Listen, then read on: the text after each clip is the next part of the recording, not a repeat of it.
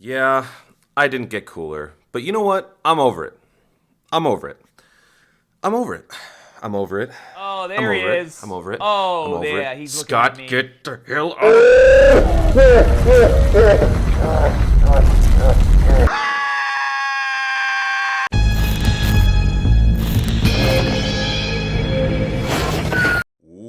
What up, Dokkanners? Welcome back to Toonami for another video on Dragon Ball Z Dokkan Battle. Today's video is going to be all about the free-to-play Meta Cooler Army. Now, as I said, I didn't get cooler, right? The strength cooler I did not get, but I did pick up 2 copies of the Meta Cooler, the AGL Meta Cooler, and don't get me wrong, he's fantastic. He's also a very, very good unit to lead a lot of the units that you would probably want to lead on a Conquest of Terror team. So what I decided to do with this, now that I have him rainbowed, is to see just how good the free-to-play Meta Cooler army can actually be, led by 2 coolers. Originally it was supposed to be 2 STR coolers, but since I don't have one myself, we're going to run the Wicked Bloodline lead itself with the Meta Cooler. This could potentially be better than having 2 STR coolers because he can turn into an invincible giant form, he can do some healing, so this might actually end up being better. So let's take a look at the team itself. This is the lead for me. Wicked Bloodline category key plus 3, 170%. So it's for all 3, 170% across the board, and he also provides a boost for extreme AGL. He lowers attack and defense while causing immense damage. Attack and defense plus 80%, plus an additional 10% with each attack received up to 70, recovers 7% HP at the end of the turn in which an attack was received. So you're probably going to want to have this guy up front anyway, and he'll probably take a hit. Whatever happens at the end, you will heal back a little bit. What's nice about this guy is that he does a little bit of each of the things that the free-to-play Meta Coolers actually do. And then at the end, he will transform if he is below 50% health. Now let's take a look at the free-to-play team itself. So all of them have the same leader skill and the same attack. So this is the Tech Clone, and they've all got the same passive. Attack and defense plus 15% per Wicked Bloodline category ally on the team, up to 80%. And everyone here is Wicked Bloodline, so I'm just going to say attack and defense plus 80%, which is pretty good for a free-to-play. Attack enemies minus 20% for 2 turns. So if he attacks somebody, he will nerf him. That is his added bonus. And then the Int Clone. This guy's passive, attack and defense plus 80%, recovers 5% HP at the start of the turn. So what's great about this guy is you get a little bit of a boost of healing at the beginning of the turn, and then at the end of the turn, if you're on the same rotation as this guy, you'll gain another 7% HP. And then we've got the STR Clone. Attack and defense plus 80%. All allies attack and defense plus 15%. So he provides a little extra stat boosting for the team. You're probably wondering why no key. Well, the reason why, number one, he's a free-to-play, so you're not going to get everything. All the bells and whistles is just not going to be there for a free-to-play unit from this guy, because he's also a pretty old one. This story event has been around for a long time. It only recently got a revamp in terms of the medals, but I don't think the actual event changed in any form or fashion. So these units are pretty old, but when they work together, they're actually quite cohesive.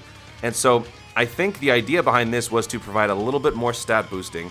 As far as the key goes, you get that from the links, because you've got basically 6 units that are virtually the same. So their links are going to be perfect for one another. So key is really not a problem. Occasionally, if you don't have the best orb setup, you might have an issue, but other than that, you're going to do just fine. Then the Physical Clone. This is my favorite. Attack and defense plus 80%, and then he recovers 15% of the damage dealt as HP. So what I like about this guy is he will be the 3rd unit to provide some sort of healing, and what I did was I gave him a combination of additional and critical so that you can optimize the amount of damage that you do per turn. Obviously some RNG is involved. And actually, speaking of hidden potential, there really is no right or wrong answer for how to build these guys, so that's kind of why I didn't really mention how I built them, because you can really take this in any number of ways. Since these are all free-to-play units, their stats are lesser, you don't really know if they're going to be too reliable, or maybe you do, and you just don't want them to be the ones to take the damage. So you might want to give them all maximum dodge. Maybe you want to give them all maximum critical to give them the most amount of damage they could possibly do. For me, I had to think a little more critically, because that's what I do, I overthink. So each guy I gave a different build. They're really not like the most OP units, so you're really not going to be affecting the game too much by giving them whatever build you feel like.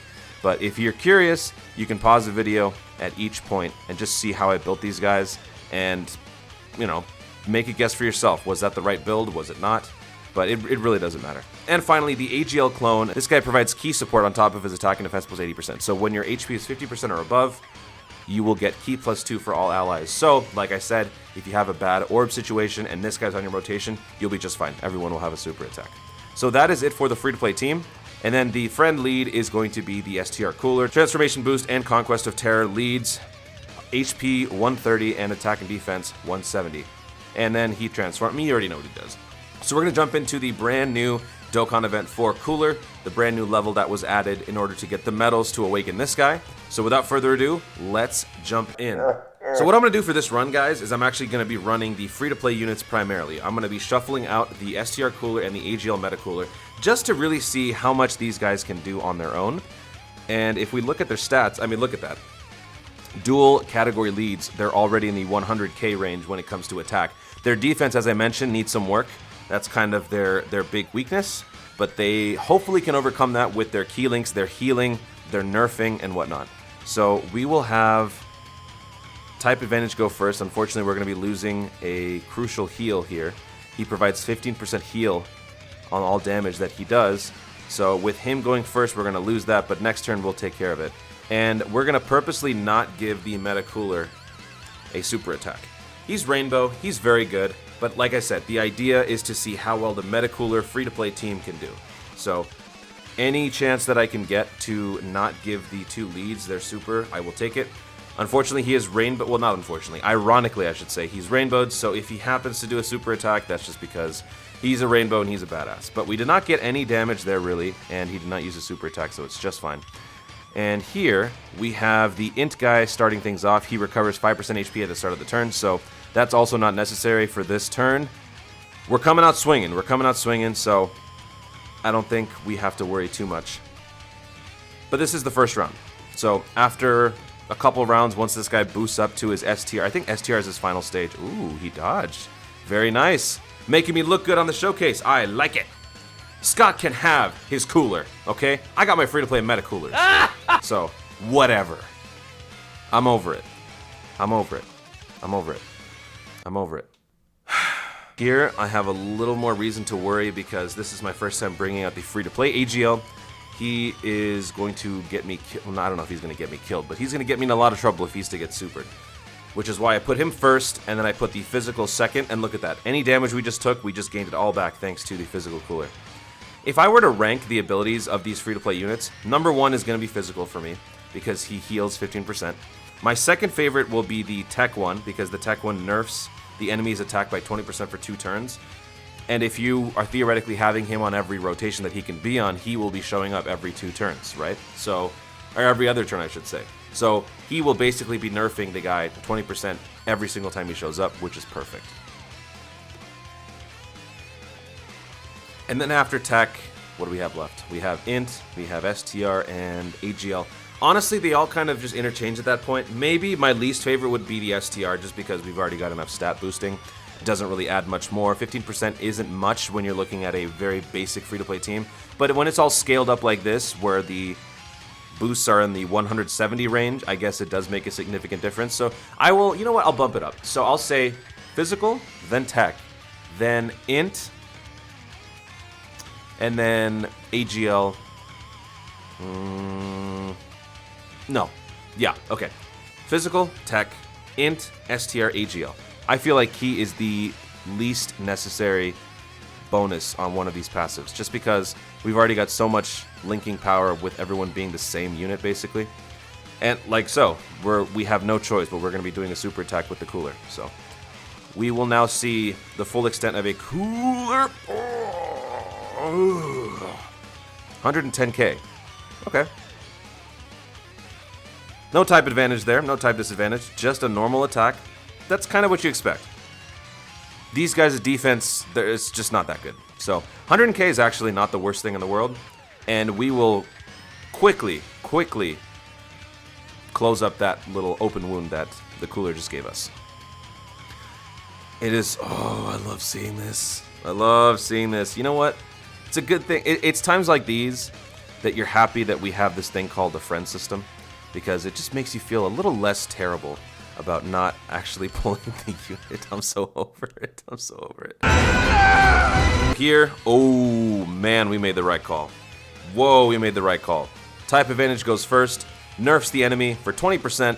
Then we put type disadvantage in the second slot where he only faces up to 1 attack, reducing the likelihood that it would be a super by quite a bit. And since it is not going to be a super attack, it's just a slap, he dodged it. So, you know, I'm kind of proud of the way that I built these guys. Maybe I will tell you in detail how I built them, because it seems to be working out quite well for this showcase. Unfortunately, we're going to lose that 5% starting turn heal because we have to shuffle out the int clone, but it's okay. Actually, since he's almost dead, we'll just have the physical guy do cleanup, and with that, we should probably take him out. If we don't, we'll definitely kill him before we even have to use the AGL Meta Cooler super attack. So let's see. Let's see. This guy only takes 35. Wow, this guy's supering a lot. I don't know. Seems like he's consistently attacking early. I don't know. Well, with that critical, I think 15% of that's actually going to be a pretty decent boost. Yep, we're at about 80% health. So that is good. We now have the transformation. You know what? We don't need it. I'm not going to watch it because we don't need it. And I'm over it. I'm over it. Don't need the transformation. We don't need no stinking transformation. We got my clones, my free-to-play clones. Man, dude, thank God we just healed him. And thank God we just nerfed him. Now this is gonna hurt. 100k. Wow. We nerfed him by 20% and he still did 100k. Okay. Let's make sure to keep that physical guy away from his super attacks. If the physical guy were to get supered, ooh, that could be GG. But let's see. Physical's up next. Oh, we're good. Oh, we good. We good. All right, let's put AGL up front because we're about to get a Dokkan attack. AGL go first. And then physical with the heal. And then int can do whatever damage and hopefully dodge. I think I gave my int clone maximum dodge because he's the only one on the team that can get up to 20 dodge. So I believe that's what I gave the int one.